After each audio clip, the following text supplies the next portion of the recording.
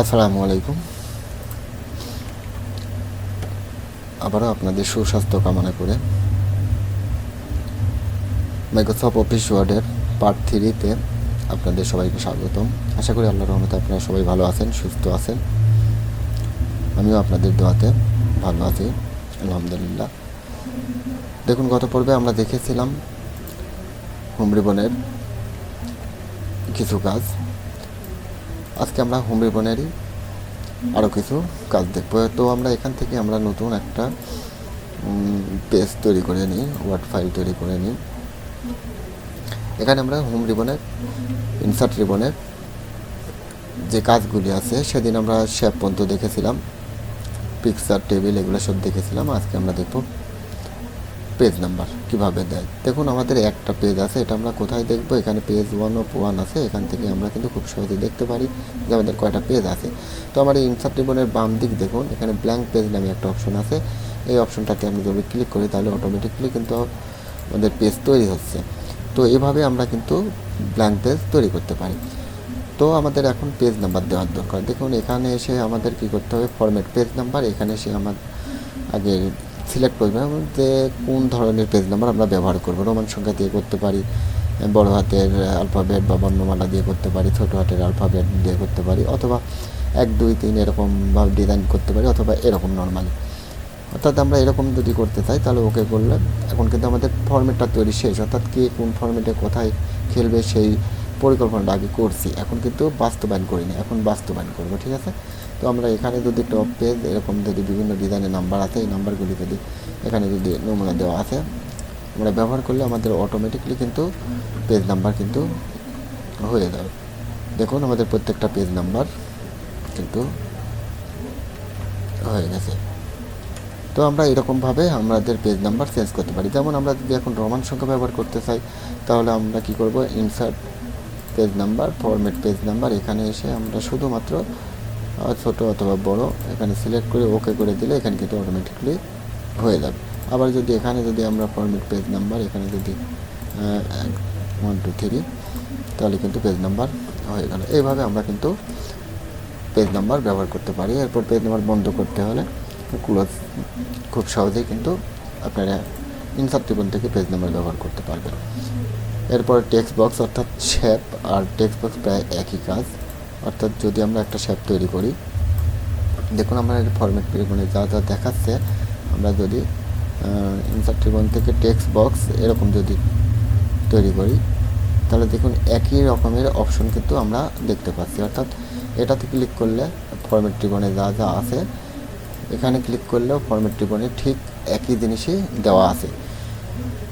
তো আমাদের শেপের কাজ শিখলেই মোটামুটি টেক্সট বক্সের কাজ আর করা লাগবে না। টেক্সট বক্সের সুবিধা কি? টেক্সট বক্সের সুবিধা অটোমেটিক লেখা আছে, এগুলো আমরা ডিলিট করে দিয়ে আমরা যদি লেখা শুরু করি এবং ইন্টার স্পেস করি তাহলে কিন্তু অটোমেটিকলি কিন্তু বড় হয়ে যাচ্ছে। আর যদি এখানে লিখতে চাই তাহলে রাইট ক্লিক, অ্যাড টেক্সট, এরপরে আমরা যদি লিখি এটা কিন্তু অটোমেটিকলি বড় হচ্ছে না, অর্থাৎ নিচের দিক আমাদের লেখা চলে যাচ্ছে, দেখা যাচ্ছে না। কিন্তু এখানে কিন্তু অটোমেটিকলি বড় হয়ে যাচ্ছে। শুধুমাত্র এতটুকুই পার্থক্য। ঠিক আছে? তাহলে ইনসার্ট রিবন। এরপরে কি আছে? কুইক পার্টস, অর্থাৎ আজকে দেখবেন আপনারা 1/2 কীভাবে লেখে। মনে করুন এখানে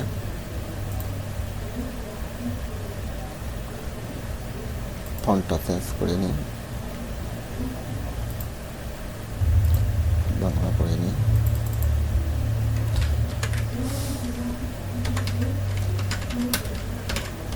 আমার কাছে মোট 12.5 টাকা আছে। দেখুন 12, ইনসার্ট কুইক পার্ট ফিল্ড, এখানে দিবেন ইকুয়েশন অ্যান্ড ফর্মুলা, এখানে ইকিউ ব্যবহার করবেন, এখানে ফিল্ড কোড অপশন, এরপরে এখান থেকে অ্যাড টু ফিল্ড। এরপরে দেখুন নিচে একটি অপশন আসছে, এই অপশনের ব্র্যাকেটের মধ্যে এখানে 1 আর এখানে 2, এরপরে আপনি ওকে করবেন। তাহলে দেখুন এইভাবে আপনারা খুব সহজেই 1/2 লিখতে পারেন। দেখুন আমি যদি আবার লিখি ইনসার্ট কুইক পার্টস ফিল্ড, এখানে ইকুয়েশন অ্যান্ড ফর্মুলা, এখানে ইকিউ, এখানে ফিল্ড কোড অপশন, এখানে এফ অ্যাড টু ফিল্ড, এরপরে নিচের দিকে এখানে আসবে। এখানে আসলে আপনারা এখানে লিখবেন আমার নাম দেই কামাল, এই আচ্ছা, এন্টার 2 বার স্পেস করবেন, sorry, quick parts field, equation formula, option,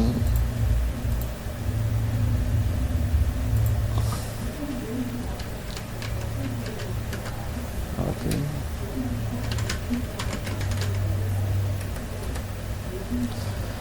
এরকমভাবে আপনারা নাম বা অন্য কিছু সংখ্যা খুব সহজেই এই কুইক পার্টস থেকে লিখতে পারবেন।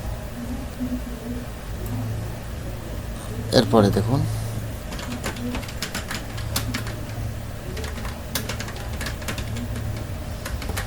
বিদ্যালয়, আমরা লেখাটাকে সিলেক্ট করলাম। এরপরে দেখুন ওয়ার্ডার, এরকম একটা ডিজাইন আমরা সিলেক্ট করলাম। এখানে ফন্ট চেঞ্জ হয়ে গেছে, আমরা এখানে ফন্টটা ঠিক করব, ছোট নিয়ম দিয়ে ব্যবহার করব, ছোট নিয়ম দিয়ে। এখানে বোল্ড ইটালিক করতে চাইলে আমরা করতে পারবো। এখানে ওকে করলে দেখুন এই ডিজাইনটা আমাদের তৈরি হয়ে গেছে। এরপরে এখানে কিন্তু আরও অনেক কাজ আছে, অর্থাৎ ফরম্যাটে কাজ করার পর আপনারা এখানে টেক্সট ওয়ার্কিং বিহাইন্ড টেক্সট করবেন, যাতে এটা আমরা খুব সহজে নড়াচড়া করাতে পারি। এরপর আমরা এখান থেকে নিচের দিক টান দিলে দেখুন এটা বাঁকা হয়ে যাচ্ছে, আপনারা এইভাবে বাঁকা করতে পারবেন। এরপরে এটা যদি আপনারা এডিট করতে চান বা পরিবর্তন করতে চান, তাহলে এইভাবে রাইট ক্লিক করে এডিট করবেন। বিদ্যালয়,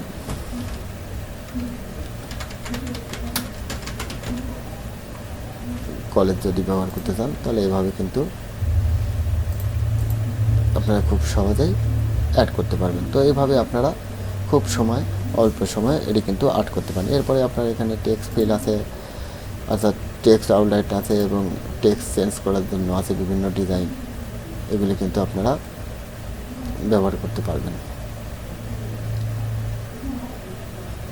ঠিক আছে, তো ওইভাবে আপনারা বিভিন্ন ওয়ার্ডারের যে কাজগুলি আছে সেগুলি কিন্তু খুব সহজেই করতে পারবেন। দেখুন তো আমাদের ভিডিওটা যেহেতু লেন্থটা অনেক বেশি হচ্ছে, তাই আমি চেষ্টা করছি অল্প সময়ে বেশি কিছু আপনাদের দেওয়ার। আপনারা অবশ্যই চেষ্টা করবেন মনোযোগ দিয়ে। দেখুন আমরা কোনো কিছু যদি আগে লিখি, যেমন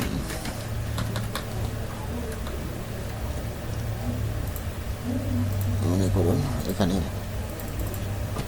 লিখি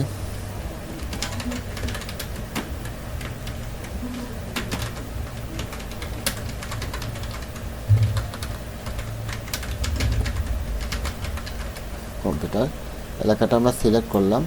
এরপরে ইনসার্ট রিবন ওয়ার্ডার, দেখুন একটা ডিজাইন মনে করুন আমরা সিলেক্ট করলাম এরকম। তাহলে দেখুন এই ডিজাইনটা ফন্টটা ঠিক নেই, এখানে আমরা খুব সহজে ফন্টটা খুঁজে বের করবো ছোট নিয়ম দিয়ে। অবশ্যই আপনারা এটা হতে পারেন।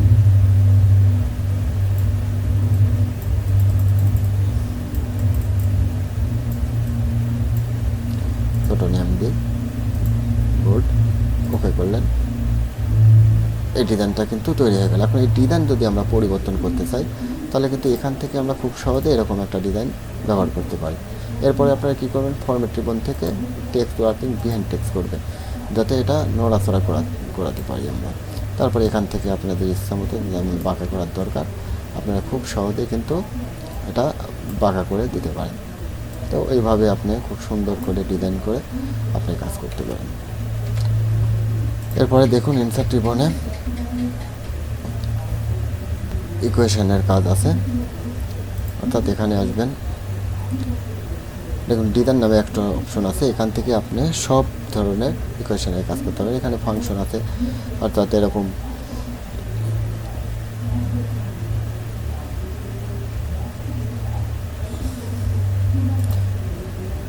কাজ আপনি এটা আনলেন ফাংশন। এরপরে আপনি উপরে সিলেক্ট করে স্কিপ বা পাওয়ার দিলেন, যেমন প্লাস, সরি আমাদের যেহেতু ফন্টটা চেঞ্জ করা আছে, আমরা এখানে ফন্ট ইংরেজি করে দিই আর বিজয়টা ক্লোজ করে দিই, কন্ট্রোল অল্টার বি। তো তাহলে এ প্লাস বি, তারপরে এখানে যদি আমরা 2 ব্যবহার করি তাহলে দেখুন এ প্লাস বি হোল স্কোয়ার।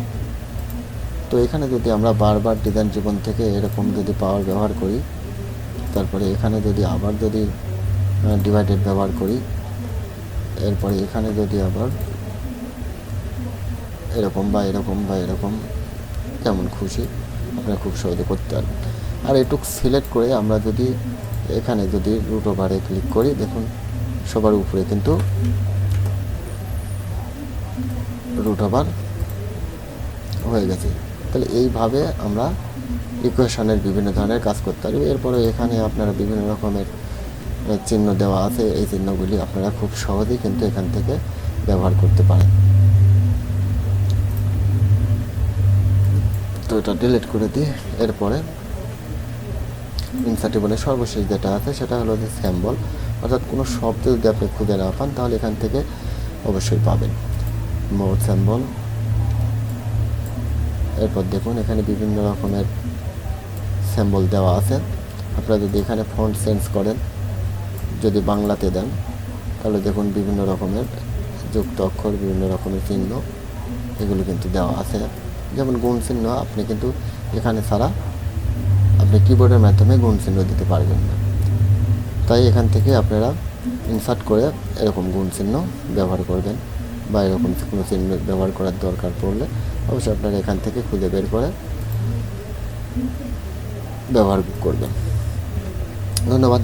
আশা করি আপনারা হোম রিবন আগের পর্ব এবং পরের ইনসার্ট রিবনের প্রথম পর্ব এবং ইনসার্ট রিবনের শেষ পর্বে আপনারা সব কিছু বুঝতে পারছেন। ইনসার্ট রিবনের যদি কোনো সমস্যা থাকলে অবশ্যই কমেন্ট করে জানাবেন, ইনশাল্লাহ চেষ্টা করব আপনাদের ভালো কিছু দেওয়ার। আর যদি ভিডিওটি ভালো লাগে অবশ্যই লাইক, কমেন্ট এবং শেয়ার করবেন। ধন্যবাদ। আসসালামু আলাইকুম। ভালো থাকুন, সুস্থ থাকুন।